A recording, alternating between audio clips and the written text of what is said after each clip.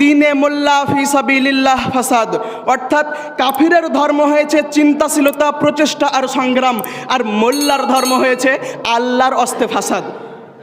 কবি এখানে ইন্নাল হামদালিল্লাহি ওয়াহদা ওয়াসসালাতু ওয়াসসালামু আলা রাসূলিল্লাহ আম্মা বা'দ ফাআউযু বিল্লাহি মিনাশ শাইতানির রাজীম বিসমিল্লাহির রহমানির রহিম ওয়া'তাসিমু বিহাবলিল্লাহি জামিআন ওয়া লা তাফাররাকু। আজকের মহতী সভার শ্রদ্ধাস্পদ সভাপতি মহাশয়, সম্মানিত ও সুশিক্ষিত বিচারক মণ্ডলী, পরম শ্রদ্ধাভাজন শিক্ষক মহোদয়, আহুত ও আগত চরম ভক্তিভাজন মেহমানগণ ও আমার সামনে বসে থাকা বয়োজ্যেষ্ঠ, সমবয়স্ক ও বয়োকনিষ্ঠ ছাত্রবৃন্দ, আজকের আঞ্জুমান তাহজিবুল আখলাকের বাৎসরিক প্রতিযোগিতার মহতী সভায় আপনাদের সামনে আমি যে বিষয়টি নিয়ে আলোকপাত করতে চলেছি সেটি হলো মুসলিম সভ্যতার উত্থান ও পতন। প্রিয় বন্ধুগণ, আমরা এটি ভালোভাবেই জানি যে জিনিসের অস্তিত্ব নাই সে জিনিস ভাঙা যায় না। আমরা এটাও জানি যে বস্তুর উত্থান ঘটেনি সে বস্তুকে পতন করা যায় না, অর্থাৎ কোনো বস্তুকে পতন করতে হলে তার উত্থান হওয়া জরুরি। ঠিক তেমনি আজ বিশ্বের চারিদিকে মুসলিম সভ্যতার পতনের প্রক্রিয়া দেখে বোঝা যায় নিশ্চয় একসময় মুসলিম সভ্যতার উত্থান ঘটেছে। তো আমি এখন সেটাই আলোচনা করব যে মুসলিম সভ্যতার উত্থান কিভাবে ঘটেছে এবং পতন কেন ঘটছে। সম্মানিত উপস্থিতি, আজকের বিষয়ের পয়েন্ট মূলত দুইটি: এক, মুসলিম সভ্যতার উত্থান; দুই, মুসলিম সভ্যতার পতন। তো আমরা সর্বপ্রথম জানার চেষ্টা করব মুসলিম সভ্যতার উত্থান কিভাবে ঘটেছে।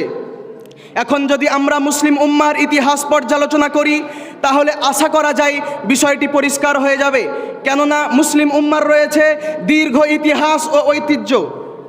জাতি হিসাবে হজরত ইব্রাহিম আলাইহিস সালাম ইনি প্রথমে মুসলমানদেরকে জগতে প্রতিষ্ঠিত করেন এবং সেই উত্তম ও আদর্শবাহী জাতিটি কাল পরিক্রমায় বিভিন্ন নবী রাসূলদের মাধ্যমে সামনের দিকে এগোতে থাকে। অবশেষে হজরত মুহাম্মদ সাল্লাল্লাহু আলাইহি ওয়াসাল্লামের হাতে জাতির পূর্ণতা ঘটে এবং তা প্রতিষ্ঠিত ছিল মাত্র 40 বছর। তারপর থেকেই পতনের প্রক্রিয়া শুরু হয়। তাহলে বোঝা গেল মুসলিম সভ্যতার উত্থান ঘটেছে। যেমনটা আল্লাহ তাবারাকা ওয়া তাআলা বলেন, আল ইয়াউমা আকমালতু লাকুম দীনাকুম, আজকে তোমাদের জন্য তোমাদের দ্বীন পূর্ণাঙ্গ করলাম। ওয়া আতমামতু আলাইকুম নি'মাতি, এবং তোমাদের জন্য আমার অনুগ্রহ সম্পূর্ণ করলাম। ওয়া রাদিতু লাকুমুল ইসলাম দীনা, এবং ইসলামকে তোমাদের জন্য দ্বীন হিসাবে মনোনীত করলাম। সম্মানিত উপস্থিতি, আমরা জানি মুসলমানরা শ্রেষ্ঠ জাতি, বিজয়ী জাতি, বীরের জাতি, সম্মানিত জাতি। মুসলমানদের রয়েছে সোনালী অতীত। এক সময় মুসলমানরা পৃথিবী শাসন করেছে। তাহলে আজ কেন মুসলমানরা দিন দিন অধপতনের অতল তলে তলিয়ে যাচ্ছে?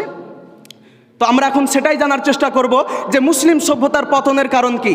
প্রিয় বন্ধুগণ, মুসলিম সভ্যতার পতনের পিছনে রয়েছে মানব সৃষ্ট কয়েকটি কারণ। যেমন 1 নম্বর কারণ হলো দাওয়াতি কাজ থেকে বিরত থাকা। আজকে আমাদের সমাজে ইসলামী দাওয়াতি কাজ চালু না থাকার কারণে মুসলিম সভ্যতা দিন দিন অধপতনের অতল তলে তলিয়ে যাচ্ছে। দাওয়াতি কাজ চালু রাখতে হবে, এ মর্মে মহান আল্লাহ তাবারাকা ওয়া তাআলা বলেন, ওয়ালতাকুম মিনকুম উম্মাহ, তোমাদের মধ্যে এমন এক সম্প্রদায় হওয়া উচিত, ইয়াদউনা ইলাল খায়র, যারা কল্যাণের দিকে আহ্বান করবে, ওয়া ইয়ামুরুনা বিল মা'রুফ, এবং সৎ কাজের আদেশ করবে, ওয়া ইয়ানহাউনা আনিল মুনকার, এবং অসৎ কাজ থেকে নিষেধ করবে, ওয়া উলাইকা হুমুল মুফলিহুন, এবং তারাই হবে সুফল প্রাপ্ত। তাহলে বোঝা গেল আজকে আমাদের সমাজে ইসলামী দাওয়াতি কাজ চালু না থাকার কারণে আজ মুসলমানরা পরাজয়ের পানিতে ডুবতেছে। সম্মানিত উপস্থিতি, মুসলিম সভ্যতার পতনের দ্বিতীয় কারণ হলো চিন্তার অনৈক্য। এ প্রসঙ্গে মহান আল্লাহ তাবারাকা ওয়া তাআলা বলেন, ওয়া'তাসিমু বিহাবলিল্লাহি জামিআন ওয়া লা তাফাররাকু, and hold fast all of you together to the rope of Allah and be not divided among yourselves, অর্থাৎ তোমরা আল্লাহর রজ্জুকে মজবুতভাবে আঁকড়ে ধরো এবং পরস্পরে বিচ্ছিন্ন হও না। কিন্তু মুসলমানরা আজকে আল্লাহর এই নির্দেশকে উপেক্ষা করে আপোষে ঝগড়া বিবাদ আর দলাদলিতে মেতে রয়েছে। মুসলমানদের এই অবস্থা দেখে কবি নজরুল বলেছেন, বিশ্ব যখন এগিয়ে চলেছে আমরা তখনও বসে বিবি তালাকের ফতুয়া খুঁজেছি ফেকা ও হাদিস চষে। হানাফি শাফেঈ মালিকি হাম্বেলির তখনও মেটেনি গোল, এমন সময় আজরাইল এসে হাঁকিল তলপিতল। বাহিরের দিকে যত মরিয়াছি ভিতরের দিকে তত, গুনতিতে মোরা বাড়িয়া চলেছি গরু ছাগলের মতো। এছাড়াও আল্লামা কবি ইকবাল দুঃখ প্রকাশ করে লিখেছেন, দীনে কাফির ফিক্র তাদবীর ও জিহাদ, দীনে কাফির ফিক্র তাদবীর ও জিহাদ, দীনে মোল্লা ফি সাবিলিল্লাহ ফাসাদ। অর্থাৎ কাফিরের ধর্ম হয়েছে চিন্তাশীলতা, প্রচেষ্টা আর সংগ্রাম, আর মোল্লার ধর্ম হয়েছে আল্লাহর অস্তে ফাসাদ। কবি এখানে সঠিক চিত্রই তুলে ধরেছেন, কেননা দুনিয়ার সকল জাতি যখন ধাপে ধাপে উন্নতির দিকে এগিয়ে যাচ্ছে, তখন এই মুসলমান জাতি কেবল আপোষে ঝগড়া বিবাদ আর দলাদলি করে অত্যাধিক সাহসিকতার সহিত বীর বিক্রমে পিছনের দিকে পিছিয়ে যাইতেছে। আফসোস, শত আফসোস। সম্মানিত উপস্থিতি, মুসলিম সভ্যতার পতনের তৃতীয় কারণ হলো ধর্ম পালনে অনীহা বা উদাসীনতা, অর্থাৎ ধর্মের পূর্ণ অনুসরণ বা অনুশীলন না করা। আজকে মুসলমান ইসলামকে পরিপূর্ণ মেনে নিতে পারছে না, যার কারণে পৃথিবীর কোণে কোণে মুসলমান নির্যাতিত, নিপীড়িত, লাঞ্ছিত, বঞ্চিত, অপমানিত, পদতলিত। আজকে মুসলমান যদি দিনের সকল বিধানগুলিকে মেনে চলতো, তাহলে তাদেরকে এত অপমানজনক দুরবস্থার মধ্যে পড়তে হতো না।